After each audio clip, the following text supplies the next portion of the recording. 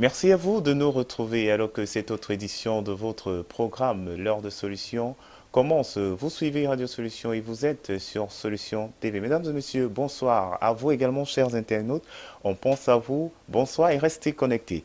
L'heure de solution, c'est ce programme où pendant une heure, on aborde des thématiques autour des faits de société, autour des questions, autour des problèmes, autour des interrogations vécues au quotidien. Alors vous retrouverez l'heure de solution 2 fois la semaine le lundi, mercredi à partir de 20h30 et les rediffusions se font le mardi 18h20, le samedi 12h30, 20h30 et le dimanche 9h, 21h. Voilà, nous allons recevoir encore une fois de plus avec beaucoup de plaisir sur ce plateau de Solution TV, l'homme de Dieu, l'apôtre Samuel Tateux. Bonsoir, apôtre Samuel. Bonsoir Franck Eddy, bonsoir madame, bonsoir messieurs, jeunes gens, bonsoir. Chers téléspectateurs de Solution TV, je vous salue chaleureusement. Je pense aussi à nos auditeurs de Radio Solution et tous ceux qui nous regardent via les réseaux sociaux. Tout à fait. Voilà donc, vous connaissez, nous connaissons tous ce passage tiré de Jean 8, verset 32. Vous connaîtrez la vérité et la vérité vous affranchira. Nous avons donc besoin de cette vérité pour être affranchis. Nous avons besoin de connaissances et par les courriers qui seront traités ce soir, bien sûr, en parcourant la parole de Dieu, nous serons encore certainement édifiés, nous apprendrons encore davantage. Et si vous également, à la maison, vous qui nous regardez, vous qui nous suivez, vous avez des préoccupations, vous avez des questions, vous avez des interrogations, vous pouvez faire parvenir donc ces différentes préoccupations, ces requêtes de prière au numéro 672 05 01 01, c'est un numéro WhatsApp, ou alors vous utilisez le 696 04 98 12. Vous avez également l'adresse email solution@compassionglobale .org. Et si vous avez une tablette, si vous avez un smartphone et que vous souhaitez vous connecter sur Solution TV, c'est possible. Il vous suffit simplement d'entrer le lien solutiontvonnet.myl2mr.com. Voilà donc les contacts de cette émission, l'heure de solution. Voilà les contacts qui vous permettent donc de faire parvenir vos différentes préoccupations. Et nous allons donc directement aller avec le traitement des courriers, les courriers que nous avons reçus, bien sûr, si l'homme de Dieu le permet. Ok, Très bien. Et on va donc prendre le premier courrier de ce soir. Il dit, bonsoir papa, je ne sais pas ce qui se passe avec ma vie. À chaque fois que j'ai un bon emploi et que tout commence à aller bien, et à chaque fois que je veux m'engager à arranger la maison de ma mère au village, je commence à avoir de sérieux problèmes au travail. Soit je suis renvoyé, soit je commence à avoir de très grandes difficultés d'argent. Actuellement, je suis menacé de perdre mon travail, pourtant j'avais programmé de finir la maison de ma maman au village. Homme de Dieu, je veux savoir ce qui se cache derrière cette histoire. Priez pour moi s'il vous plaît afin que je reprenne mon poste qui m'a déjà été enlevé. bien, cet auditeur ou ce téléspectateur fait bien, n'est-ce pas, de s'interroger, parce que c'est récurrent. À chaque fois qu'il essaye, il y a un problème. Donc il y a certainement une cause. J'ai l'habitude de rappeler, n'est-ce pas, mon avant-dernier ouvrage, Source de malheur, et notamment le deuxième chapitre qui traite de la recherche, la cause. Vous savez, quand j'enseigne sur la cartographie spirituelle, j'insiste toujours, je demande aux gens de ne pas faire cet exercice avec légèreté, de collecter l'essentiel des informations, notamment quand on parle des origines, que ce soit du côté du père De la mer. ou de la mère. Parce qu'il y a des afflictions qui peuvent être liées, n'est-ce pas, à un des parents. Lisons Jérémie chapitre 22. Nous connaissons très bien les deux versets que nous allons lire. Je veux parler des versets 29 et 30. Jérémie 22, chapitre 29, versets 29 et 30. Jérémie 22. Tout à fait. Terre, terre, terre, écoute la parole de l'Éternel. Ainsi parle l'Éternel. Inscrivez cet homme comme privé d'enfant, comme un homme dont les jours ne seront pas prospères. Car nul de ses descendants ne réussira à s'asseoir sur le trône de David et à régner sur Juda. Voilà. Et dans mon dernier ouvrage, Terre, terre, terre. L'homme vient de la terre. C'est quand Dieu a soufflé qu'il est devenu une âme vivante. Mais il a été formé de la poussière. Donc on peut utiliser la terre pour affliger un homme. Et quand on parle de terre, dans cet ouvrage, je parle de 4 types de terre. La terre ancestrale, la terre natale, la terre d'alliance et la terre d'accueil. Alors, il y a des afflictions qui peuvent venir de la terre ancestrale. Et nous parlons des origines. Ah oui! N'oubliez pas Ézéchiel chapitre 16, versets 1 à 4. Dieu dit à son serviteur, le prophète Ézéchiel, va rappeler à Jérusalem, peut-être il a oublié ses origines. Son père était un Amoréen et sa mère une Étienne. Et depuis qu'il est né, son nombril n'a pas été coupé. Le nombril avait été coupé au plan physique, mais au plan spirituel, Jérusalem restait rattachée à ses 2 parents. Alors, s'il y a une condamnation, comme nous venons de lire dans Jérémie, attachée donc à l'une de ces terres au moins, parce qu'il peut s'agir même des 2. Parce que n'oubliez pas que, et c'est mon expérience, hein, dans l'observation des cas que j'ai eu à affronter depuis 21 ans aujourd'hui, j'ai finalement réalisé que les gens qui ont les mêmes problèmes s'attirent. Oui. Et le plus souvent, les hommes accusent les femmes. Oh, pasteur, tu sais, tu vois, dans les réunions, c'est ma femme qui tombe toujours. Moi, vraiment, c'est elle qui a des problèmes. Il faut faire très attention. Parce qu'il y a démons et démons. Il y a des démons qui savent rester silencieux, qui peuvent même dormir et ronfler, jusqu'au jour où une dimension de puissance va aller les secouer pour qu'ils se manifestent. Nous savons qu'il y a les démons muets. Hein? Donc il y a les types de démons. Alors, quand la Bible dit ici, inscrivez cet homme comme privé d'enfant, et vous voyez que enfant est au pluriel. Alors, parlons maintenant de la position de cet homme. Si cet homme est le chef d'une communauté, cela veut dire que les enfants de cette communauté, ça veut dire que tous ceux qui sont sous son leadership, et quand on parle d'enfants, il peut même avoir des gens qui ont un âge supérieur au sien, mais parce qu'il occupe la position de chef. Est-ce que vous me suivez très bien? C'est très important. Donc, en fonction de la personne qui est concernée, donc cette malédiction peut affecter toute une communauté.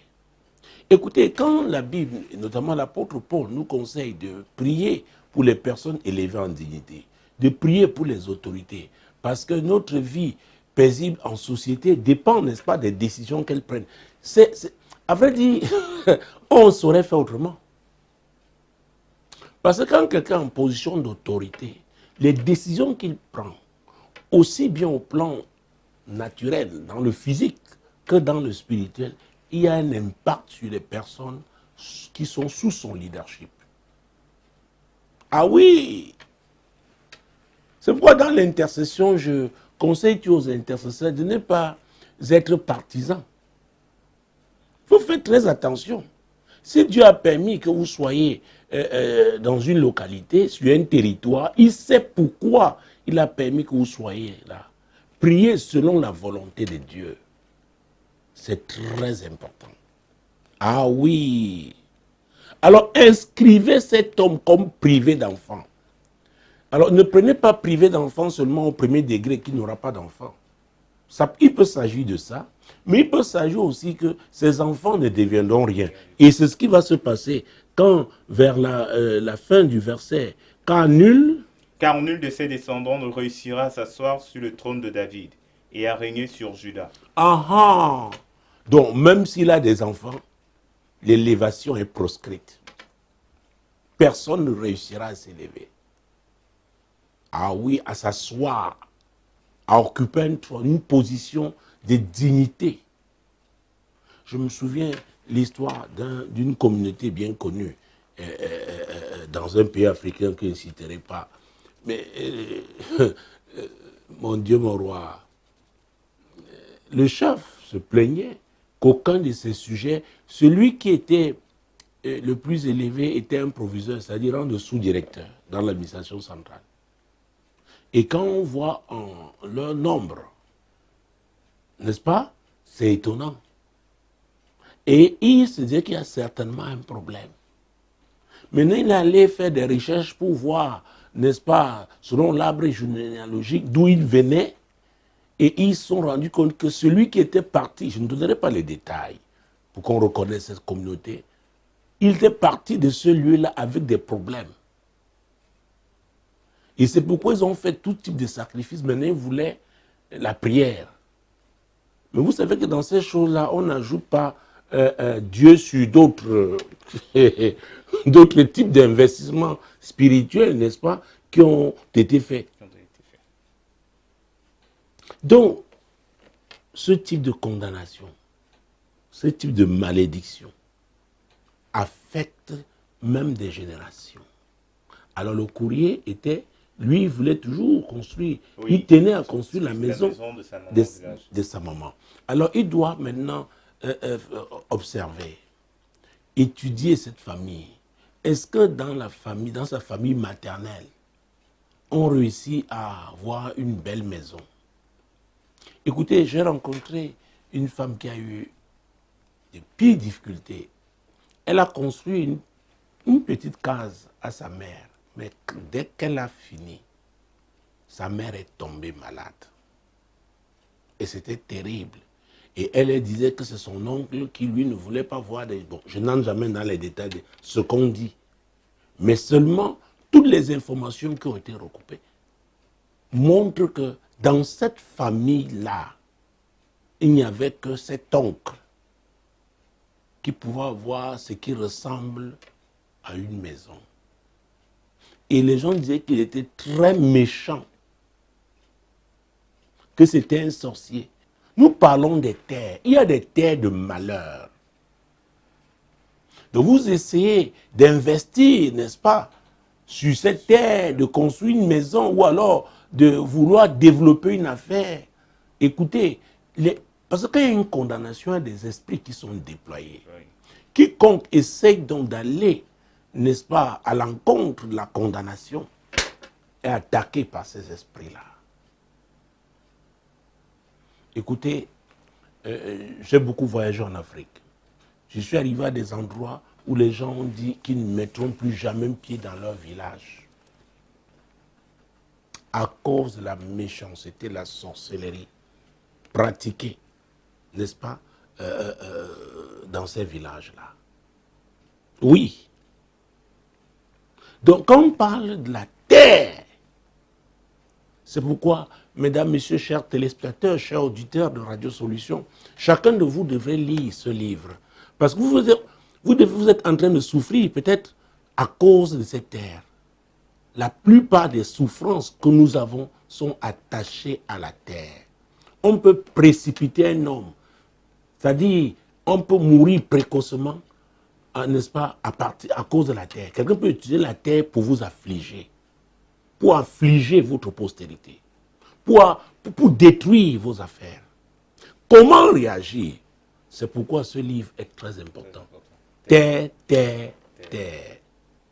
Donc, ce jeune homme qui veut, et je peux comprendre, c'est légitime, vouloir construire une maison à sa mère, ou à même son père.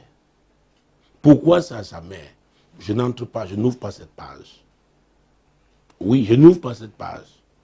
Mais si la famille de sa mère est une famille où on ne construit pas de belles maisons, alors il faudrait qu'il s'arme, qu'il se prépare pour affronter l'esprit local qui s'oppose à un tel investissement. Vous savez, ce n'est pas parce qu'on est assis à l'église. Et je le rappelle toujours. Et vous voyez beaucoup qui tournent en rond à l'église. Beaucoup qui vivent dans l'opprobre. Ils récitent les passages bibliques, mais ils oublient qu'il y a des principes, il y a des lois. Il y a des lois spirituelles. Et c'est le spirituel qui contrôle le physique. Il faut faire très, très attentions. Ah oui. Vous savez, prenons un exemple dans Genèse chapitre 9. Mon Dieu, mon roi. Le livre du commencement. Genèse chapitre 9. Jésus-Christ de Nazareth. Nous allons prendre les versets 22 à 27. Cham, père de Canaan, vit la nudité de son père et il le rapporta dehors ses deux frères. Alors Sem et Japheth prirent le manteau, le mirent sur leurs épaules, marchèrent à reculons et couvrirent la nudité de leur père. Comme leur visage était détourné, ils ne virent point la nudité de leur père. Lorsque Noé se réveilla de son vin, il apprit ce que lui avait fait son fils cadet. Et il dit, maudit soit Canaan, qu'il soit l'esclave des esclaves de ses frères. Il dit encore, béni soit l'Éternel, Dieu de Sem, et que Canaan soit leur esclave. Que Dieu étende les possessions de Japheth, qu'il habite dans les tentes de Sem, et que Canaan soit leur esclave. Ce verset 22 commence par Cham, père de Canaan. Oh mon Dieu. Cham n'a pas eu que Canaan comme enfant. Il a eu d'autres enfants. Mais là, Canaan qui n'était pas encore né, la Bible dit Cham, père de Canaan. Oh mon Dieu, mon roi. Et au verset 25, c'est Canaan qui va être maudit. C'est Canaan qui va être maudit. Il était appelé à devenir donc l'esclave de ses frères. Et prenons le chapitre 10, mon Dieu, mon roi. Nous allons prendre un seul verset dans le chapitre 10, c'est le verset 6. Les fils de Cham furent Cush, Misraïm, Pout et Canaan. Vous voyez que Canaan était le dernier. Mais c'est lui que Noé maudit. Noé était un prophète. Écoutez, Noé avait bu du vin, était devenu ivre. Ce qu'il avait fait, vraiment, n'était pas digne. Mais ce n'était pas une occasion favorable pour Cham, son fils, de le déshonorer. Maintenant, avec les yeux du prophète, ses yeux spirituels, il a vu l'avenir. Il a dit, qu'est-ce que je peux faire de mal pour punir Cham? Il a puni l'étoile de sa famille. L'enfant, oh mon Dieu, mon roi, l'enfant qui avait en lui la semence de grandeur. C'est pourquoi il faut faire très, très attention. Ce verset 22, on l'a vu, Cham, père de Canaan. Canaan n'était pas encore né. Cham a eu d'autres enfants. Nous venons lire dans le verset 6 de Genèse 10. Mais c'est Canaan que Noé a maudit.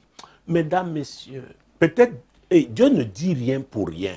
Vous qui me regardez en ce moment ou qui m'écoutez en ce moment à la radio, peut-être votre problème, c'est que c'est vous, le Canaan de votre famille. Et c'est pourquoi vous souffrez comme vous souffrez. C'est vous qui avez été ciblé. C'est vous qui avez été ciblé. Vous voyez, Canaan était le Benjamin. Du temps de David, David lui-même était le 8e des enfants d'Isaïe.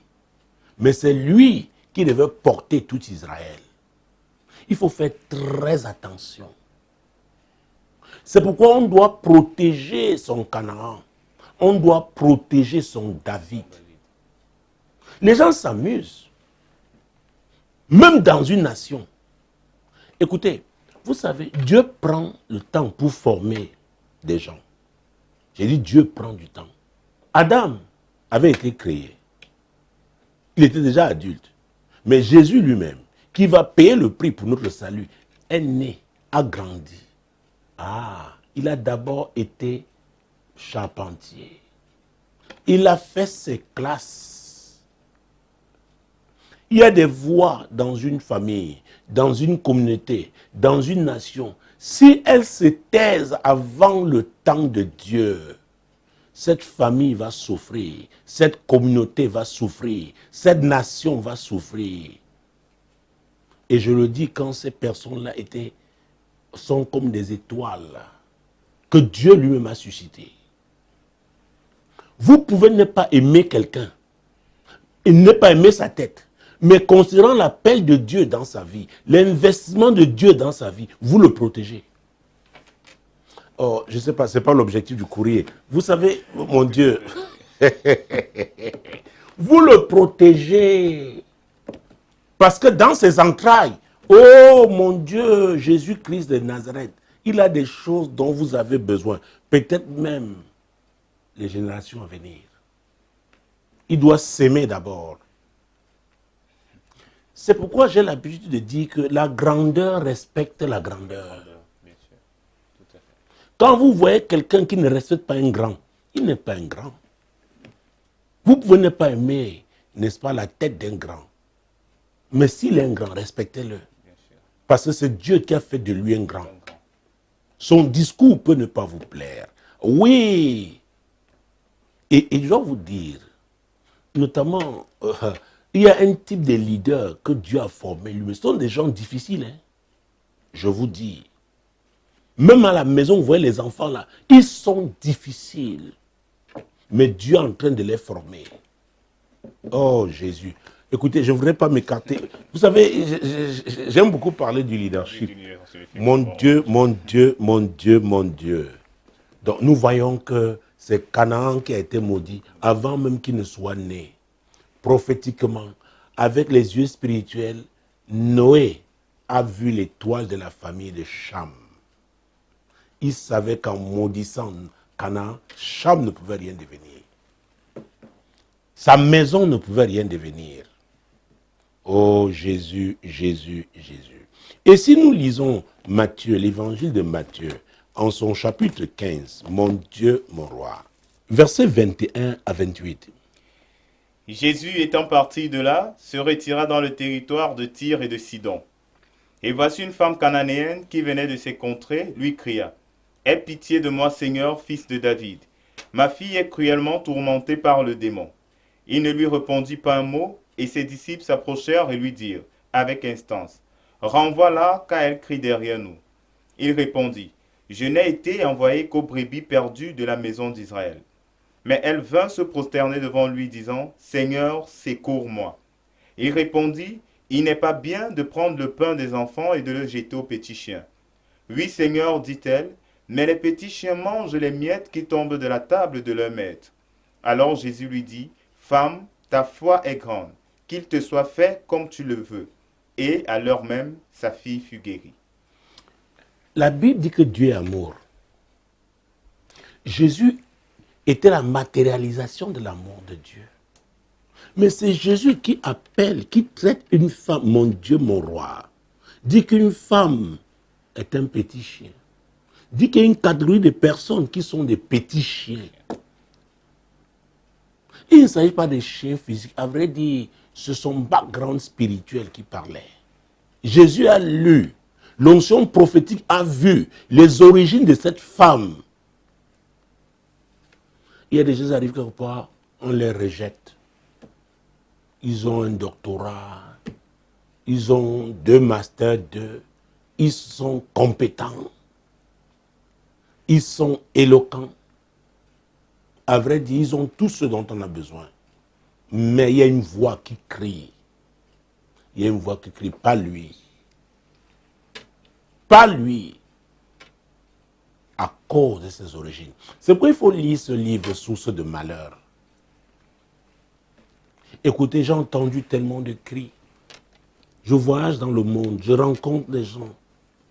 Le diable est le même partout, il est méchant. Jésus a dit que le voleur ne vient que pour voler, égorger, détruire. Le voleur là, c'est le diable. Oui. Vous voyez des gens, des personnes compétentes, mais frustrées, qui vivent une spirale d'échec. Travail. Au moment de bénéficier des fruits de leur travail, elles sont éjectées, ces personnes. On prend des gens de nulle part. Oui, mesdames. Oui, messieurs, la malédiction. Ah oui, vous pouvez venir d'un lieu maudit, être originaire d'un lieu maudit, d'une famille maudite. Vous pouvez même avoir vécu dans un quartier maudit. Et c'est pourquoi je parle de terre d'accueil. Vous savez, je l'ai vu dans le ministère, des enfants intelligents, mais leurs parents, n'est-ce pas, décident d'aller louer une belle maison dans un certain quartier. Mais le quartier là commence à affecter les enfants. Les enfants, brutalement, leurs résultats scolaires deviennent mauvais. Ils deviennent têtus. On ne comprend pas ce qui se passe. Oui. Il arrive que la cause soit spirituelle. Mon Dieu, mon roi. Jésus-Christ de Nazareth. Il faudrait qu'on prenne notre courrier. Prenons un verset, Josué 6, verset 1. Jéricho était fermé et barricadé devant les enfants d'Israël. Personne ne sortait et personne n'entrait. Jéricho ici peut être pris comme un objectif à atteindre. C'est l'objectif de ce jeune homme. Construire la maison, n'est-ce pas, de sa mère. Mais il y a des barricades spirituelles. Oui. Ah, écoutez, le peuple d'Israël, avant qu'il n'arrive devant Jéricho, Jéricho avait ses portes ouvertes. Tout le monde entrait, sortait. On y trafiquait. Mais quand Israël est arrivé, les portes ont été fermées et on y a ajouté des barricades. Donc, il y a des gens comme ça. Mais il n'y a que Dieu. Et prenons le verset 2 à 5 parce que Dieu a une stratégie pour chaque situation, pour chaque défi. Tout à fait. L'Éternel dit à Josué, « Vois, je livre entre tes mains Jéricho et son roi, ses vaillants soldats. Faites le tour de la ville, pour vous tous les hommes de guerre, faites une fois le tour de la ville. Tu feras ainsi pendant 6 jours. 7 sacrificateurs porteront devant l'arche 7 trompettes retentissantes. Le 7e jour, vous ferez 7 fois le tour de la ville, et les sacrificateurs sonneront des trompettes. Quand ils sonneront de la corne retentissante, quand vous entendrez le son de la trompette, tout le peuple poussera de grands cris. Alors la muraille de la ville s'écroulera, et le peuple montera chacun devant soi. » Chacun devant soi, ça veut dire chacun va accomplir sa destinée. Chacun va recevoir ce que Dieu a prévu pour lui. Donc c'est Dieu qui doit combattre. Donc quelle que soit la muraille qui est devant vous, la muraille est un obstacle. Vous savez, quand on parle de muraille, le mur est épais. Et ça, c'est au plan physique. Mais alors au plan spirituel, vous ne pourrez pas estimer l'épaisseur de cette muraille. Mais je rends grâce au Seigneur, parce qu'il lui a été donné un nom qui est au-dessus de tout nom. La Bible déclare qu'au nom de Jésus, tout genou fléchit dans les cieux, sur la terre et sous la terre. Mais la question est de savoir maintenant qui prie, qui recourt à Jésus. C'est là le problème. Les gens se tournent vers le Seigneur quand ils veulent des bonbons, quand ils veulent des biscuits. Mais quand il s'agit maintenant, vous savez, même dans la chasse, le chasseur des hérissons, des lièvres, n'est pas comme celui qui va chasser une panthère. Ah oui, parce que si vous voulez la peau d'une panthère, il faut bien la battre. Ah! Et ce n'est pas avec le même équipement, avec la même arme, la même cartouche, la même technique. Ah. Vous savez, si vous voulez abattre un éléphant et vous commettez l'erreur de ne pas le toucher mortellement, il peut raser tout avant de tomber. Oui. Mais l'Éternel sait. C'est pourquoi je conseille aux gens d'abord de se tourner vers Jésus, de se soumettre à lui. Et c'est lui maintenant, parce qu'il révèle les choses cachées. Il y a certainement une cause, elle lui sera révélée. Et il y a quelque chose d'important, mon Dieu, je voulais passer un autre courrier, mais prenons Néhémie chapitre 1, rapidement. Nous allons prendre Néhémie chapitre 1, les 7 premiers versets. Parole de Néhémie, fils de Hakalia. Au mois de Kisleu, la 20e année, comme j'étais à Suse, dans la capitale, Anani, l'un de mes frères, et quelques hommes arrivèrent de Juda. Je les questionnai au sujet des Juifs réchappés qui étaient restés à la captivité et au sujet de Jérusalem. Ils me répondirent, ceux qui sont restés de la captivité sont là, dans la province, au comble du malheur et de l'opprobre. Les murailles de Jérusalem sont en ruine et ses portes sont consumées par le feu. Lorsque j'entendis ces choses, je m'assis, je pleurai et je fus plusieurs jours dans la désolation. Je jeûnai et je priai devant le Dieu des cieux, et je dis, ô Éternel, Dieu des cieux, Dieu grand et redoutable, toi qui gardes ton alliance et qui fais miséricorde à ceux qui t'aiment et qui observent tes commandements. Que ton oreille soit attentive et que tes yeux soient ouverts.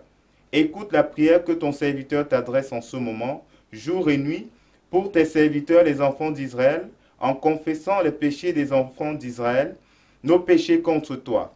Car moi et la maison de mon Père, nous avons péché.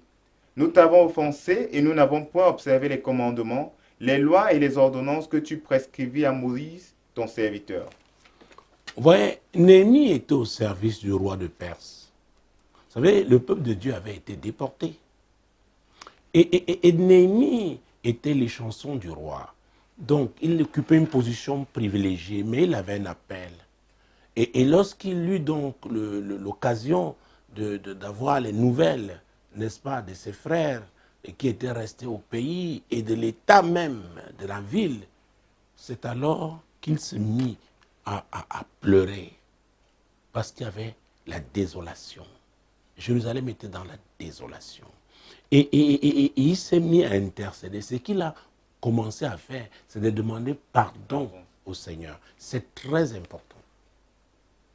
Donc, vous ne pouvez pas vous attaquer aux origines impures d'une ville, à la cause de malheur, n'est-ce pas, d'une famille, sans recourir d'abord à l'intercession.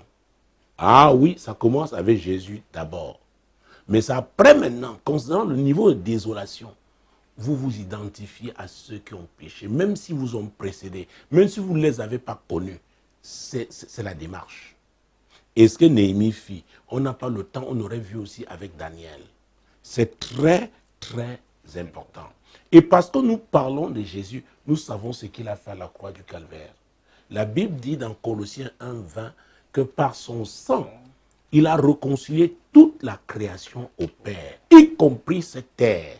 Donc j'ai parlé de 4 types de terres, et toutes ces terres-là, Jésus a payé le prix pour qu'elles soient réconciliées donc au Père. Donc s'il y a une malédiction, parce que vous avez demandé pardon au Seigneur, vous vous êtes soumis à lui, et que maintenant vous avez engagé l'intercession, mon Dieu, mon roi, écoutez, vous avancez sûrement vers la solution. Ah oui. Et c'est pourquoi, dans cet ouvrage, Terre, il y a un chapitre, je parle des actions prophétiques. Vous savez, la plupart d'afflictions qui sont relâchées dans la vie des gens, ça avait des actes prophétiques qui sont démoniaques, diaboliques, ou même, ces actes-là peuvent être divins. Oui, parce que d'ailleurs, quand on parle de Jérémie 22, 29 à 30, c'est Dieu qui parle. Donc, ce n'est pas le diable qui a inventé les actions prophétiques, c'est Dieu. Mais seulement les serviteurs du diable ont tellement compris la portée des actions prophétiques qu'ils excellent, n'est-ce pas? Et le peuple de Dieu, dans son ignorance, est resté là, récitant les prières, refusant d'occuper le terrain, refusant de matérialiser ce que Jésus a accompli à la croix du Calvaire. Vous savez, oh mon Dieu, quel passage je vais citer pour sortir? Prenons Acte 16, oui, Acte chapitre 16. Parce que pendant, vous pouvez prendre la terre, comme lui là, je lui conseille d'aller dans sa famille maternelle, là où il veut construire effectivement cette maison. Il n'y arrive pas. Il commence parce qu'il aura donné sa vie à Jésus. Il engage la repentance par rapport au péché de la famille maternelle. Maintenant, il prend la terre. Vous savez, nous parlons du sang de foi et solution pour parler du sang de Jésus. Il mélange la terre là et le sang de Jésus. Et dans une bouteille, dans un flacon, il se met à secouer. Et il rappelle au Seigneur ce qu'il a fait. J'ai cité Colossiens 1, verset 20. Mon Dieu, mon roi, pendant qu'il le fait, des choses se passent au plan spirituel. Oui, nous avons parlé de murailles. Les murailles là doivent tomber. Parce que Jésus, parce qu'il a accompli à la croix du Calvaire, c'est pourquoi toutes ces murailles sataniques tombent. Mais il faut quelqu'un qui va se lever. C'est très très important. Et il peut déclarer, selon Actes chapitre 16, ce qu'il veut voir s'accomplir. Nous sommes dans Actes chapitre 16, mesdames, messieurs, nous allons courir maintenant. Je vous conseille souvent de lire ces passages, de noter ces passages bibliques pour les méditer. Actes chapitre 16, mon Dieu, verset 25-26, tout simplement, pour raccourcir. Vers le milieu de la nuit, Paul et Silas priaient et chantaient les louanges de Dieu, et les prisonniers les entendaient. Tout à coup, il se fit un grand tremblement de terre, en sorte que les fondements de la prison furent ébranlés. Au même instant, Toutes les portes s'ouvrirent et les liens de tous les prisonniers furent rompus. Alors, pendant qu'il secoue donc la terre mélangée au sang de Jésus, oh, il déclare au nom de Jésus qu'il y a un tremblement de terre dans cette parcelle familiale, dans cette concession familiale, dans cette famille, oh mon Dieu, dans ce quartier, et que tous les prisonniers, oh Jésus-Christ, sont libérés. Donc il y aura un tremblement de terre spirituel. Et si un homme fort qui se tenait, comme j'ai parlé, cette femme, elle a construit une case à sa mère et que son oncle sorcier, il va tomber au nom de Jésus. Amen. Il va tomber. Il va tomber. Je crois avoir répondu à son courrier. Tout à fait. Gloire à Très, Dieu. très édifiant le courrier de ce monsieur. Vous suivez bien l'heure de solution. Et vous également, si vous avez une préoccupation particulière, vous pouvez la faire parvenir au numéro 672 05 01 01, numéro WhatsApp, ou alors au 696 04 98 12. C'était le premier courrier de cette édition de l'heure de solution. Nous poursuivons avec un autre courrier encore. Et ce courrier, il dit: bonsoir apôtre. J'ai un problème. Mon fiancé devait aller voir mes parents. Lui et moi n'avions pas de problème. Mais il n'est jamais venu jusqu'aujourd'hui, même appelé. À la veille de son arrivée, j'ai fait un rêve où il me disait: je viens même dépenser mon argent sur toi, que tu me sers à quoi? J'ai vraiment besoin de votre aide. Je l'aime trop. Il n'y a pas de péché, n'est-ce pas, de l'aimer. Vous voyez que ce courrier n'est pas très loin du précédent. Parce que je peux encore parler là de cartographie spirituelle. Cette fille qui était fiancée, c'est-à-dire que l'homme pensait, n'est-ce pas, faire sa vie avec elle. Alors, si elle avait été là devant moi, je lui aurais posé quelques questions. Par exemple, est-ce qu'on se marie, n'est-ce pas, dans leur famille? Parfois, il y a des familles où il n'y a pas de mariage, aussi bien du côté des hommes que des femmes. Il y a des familles, ce sont les femmes seules qui ne se marient pas. Il y a des familles aussi, ce sont les filles d'une femme. Souvenez-vous, dans le premier courrier, nous avons parlé de Canaan, qui était le dernier fils de Cham. C'est lui qui a été maudit. Ses frères n'avaient pas été maudits. C'est pourquoi, dans cette recherche-là, plus on avance, n'est-ce pas, ça devient étroit. On sélectionne pour pouvoir trouver véritablement la cause. Oui, c'est très, très important.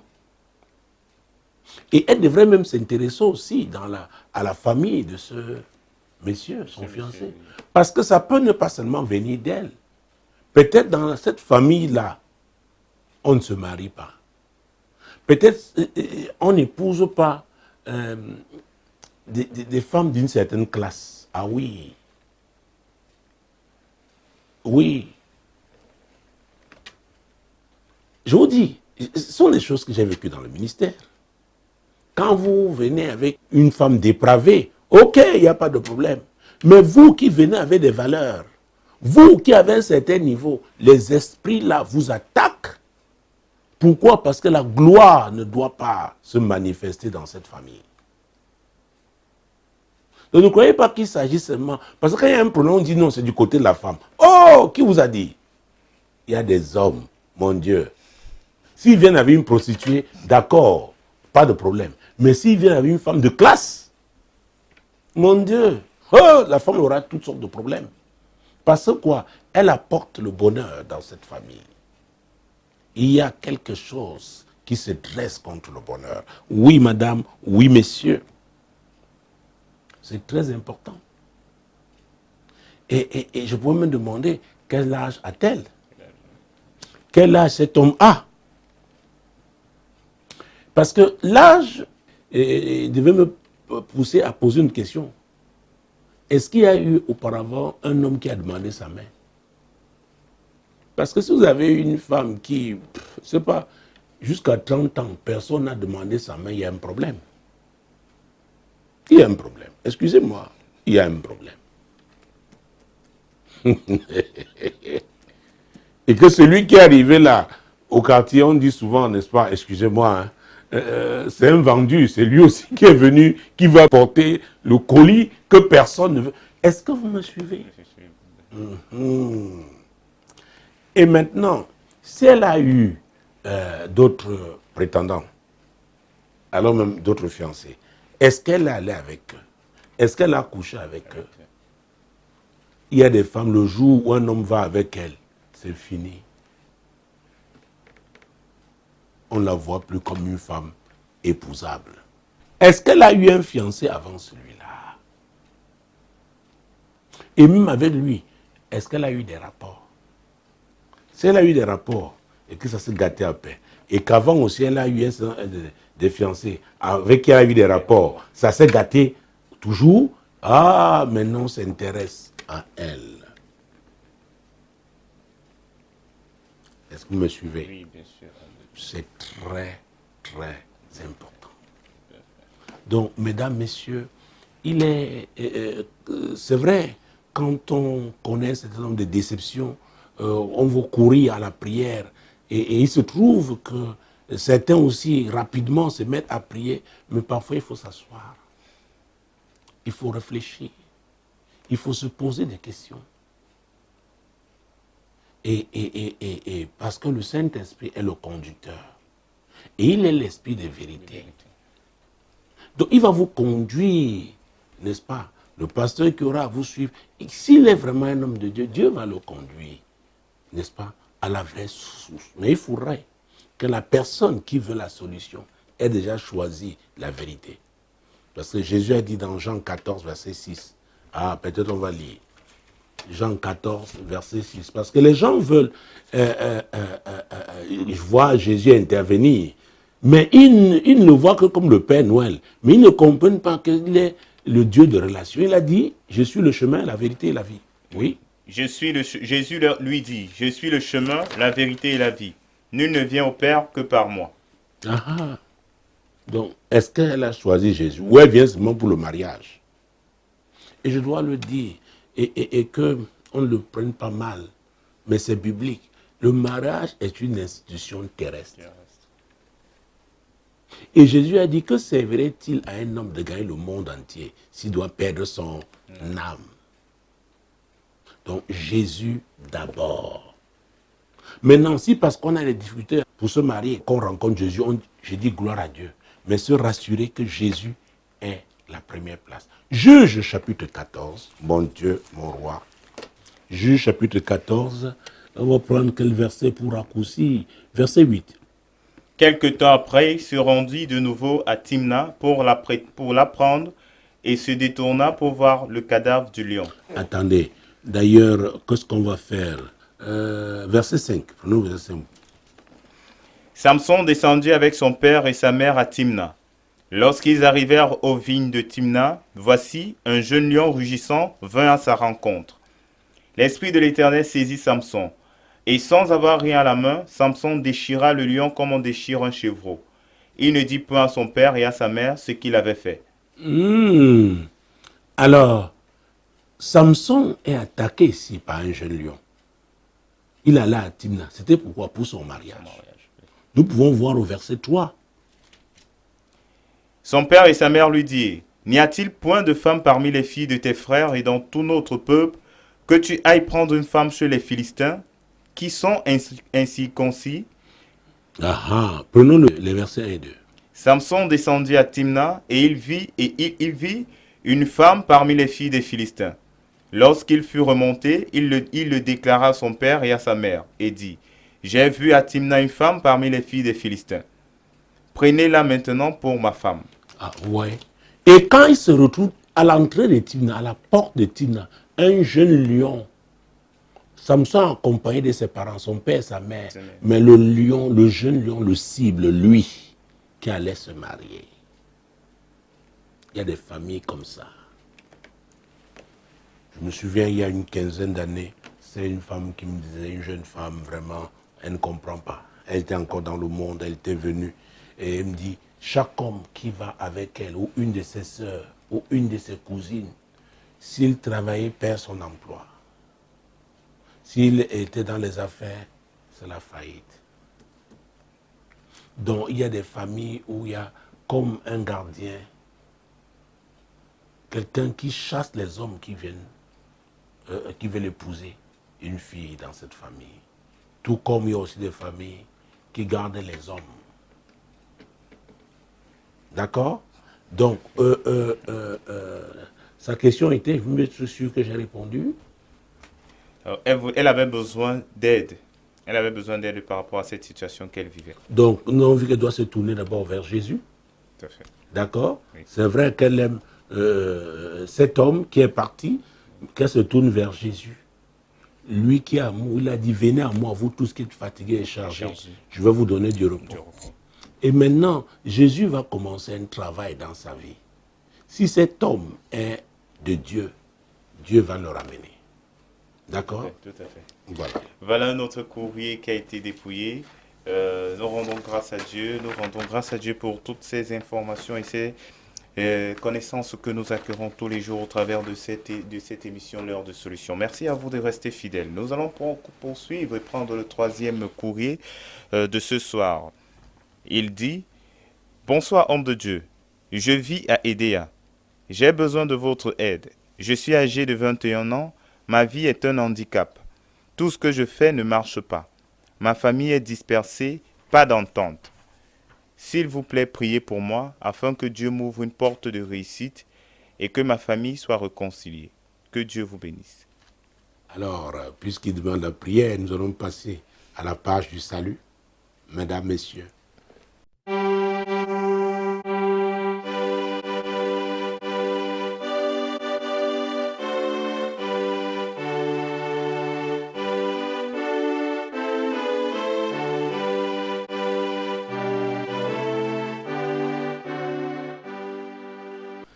Que servirait-il à un homme de gagner le monde entier s'il doit perdre son âme?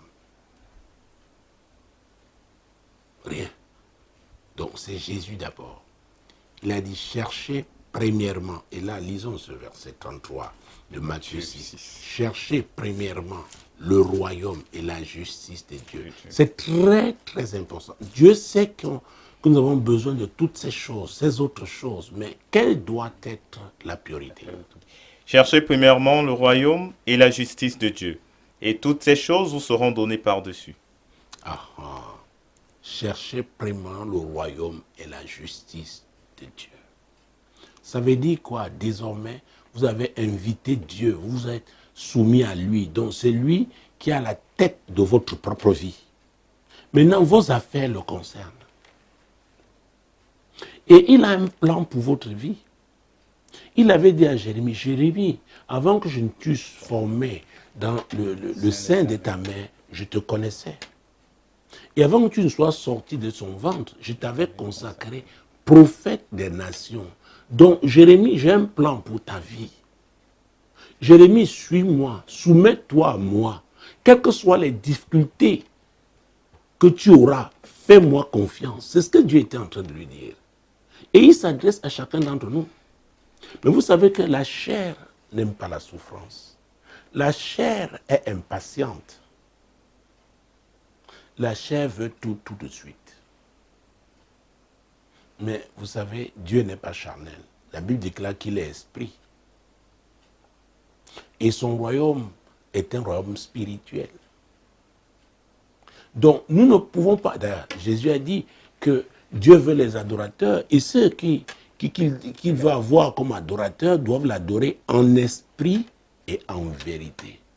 C'est le plus difficile. C'est pourquoi c'est une démarche. On commence avec lui, n'est-ce pas? Comme un bébé, on grandit pour devenir un fils. Et le fils, n'est-ce pas, connaît l'autorité qu'il a reçue de son père. Le fils connaît ses droits, il connaît ses devoirs et il exerce cette autorité. Donc il peut affronter le diable qui s'oppose à l'accomplissement de la volonté de Dieu. Il va s'opposer à lui, l'affronter au nom de qui? De Jésus. Parce qu'il sait que le nom de Jésus est au-dessus de tout nom.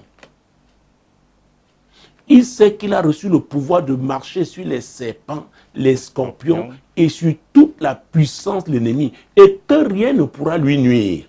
Donc, mesdames, messieurs, avez-vous Jésus dans votre vie? Ou alors, vous voulez du pain? Vous demandez du pain aujourd'hui, vous en aurez besoin demain.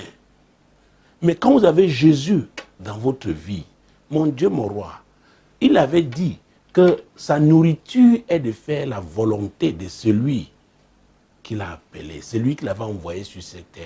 Nous aussi, nous sommes appelés à faire la volonté de Dieu.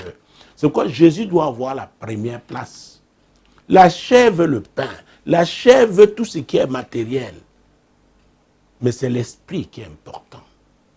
Donc si Jésus prend la première place dans votre vie, je ne dis pas que vous n'aurez pas d'autres besoins, mais il a promis, et nous l'avons lu dans Matthieu 6, verset 33.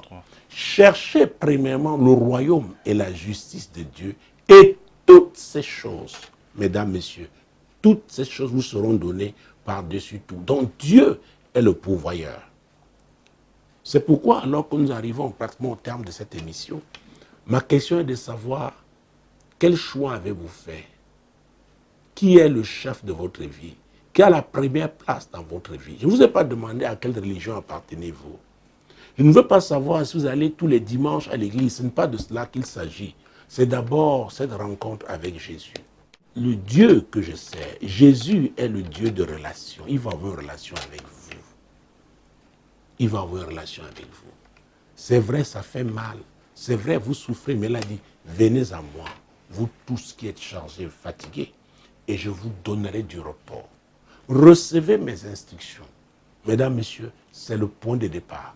Pour tous ceux-là qui n'avaient pas de relation personnelle avec le Seigneur, êtes-vous prêts à franchir? Oui, à faire le pas? Alors, si vous êtes prêts à le faire, je vais vous aider tout simplement en vous conduisant dans la prière.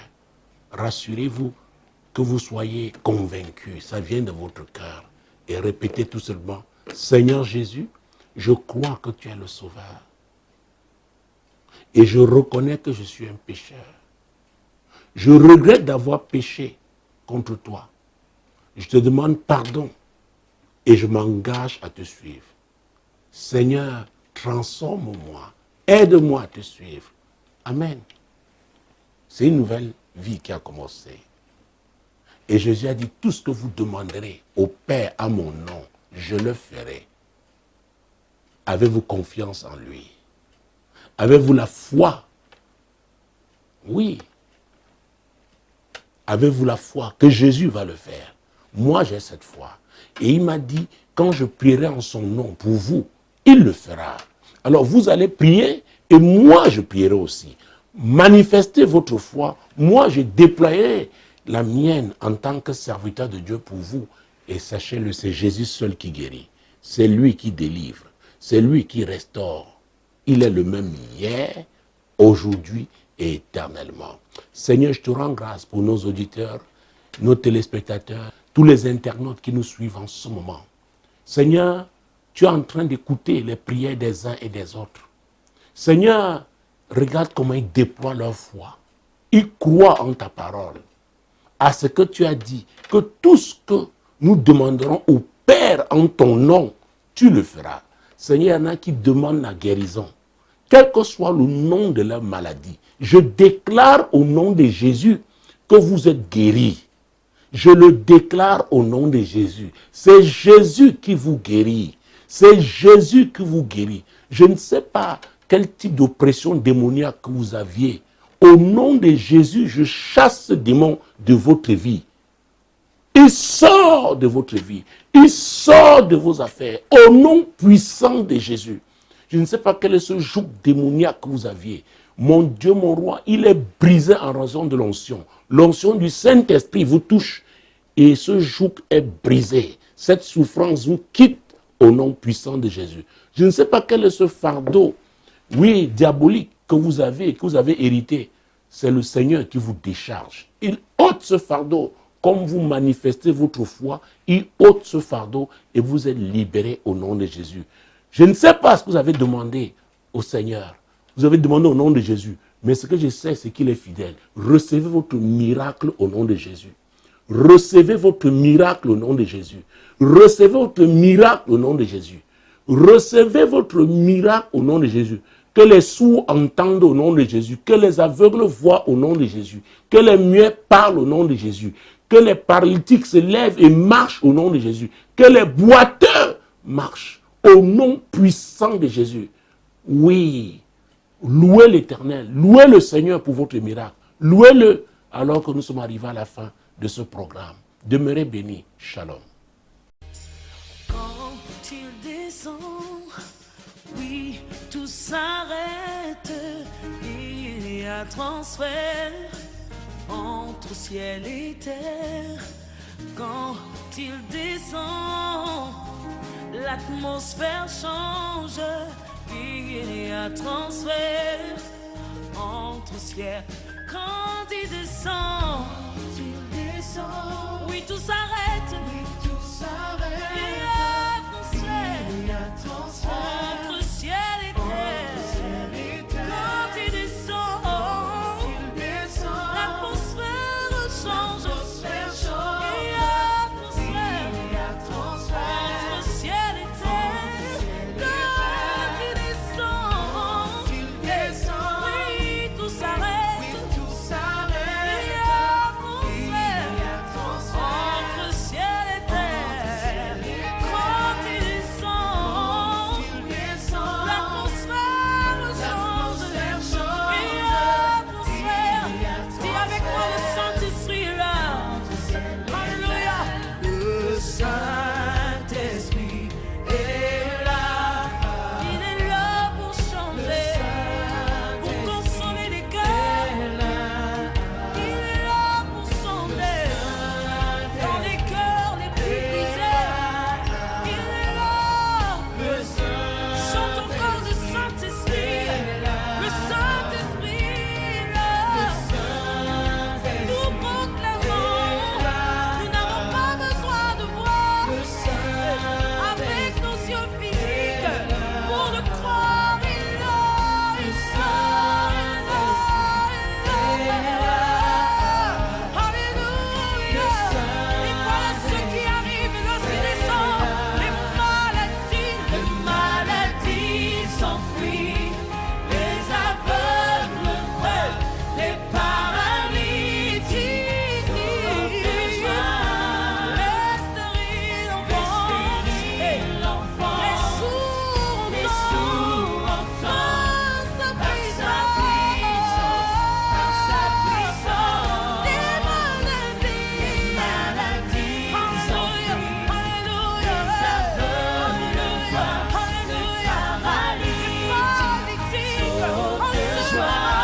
Saute de joie par sa puissance. Les stériles enfants. Les sourds entendent. Adore-le avec la musique en ce moment. Comme le chant de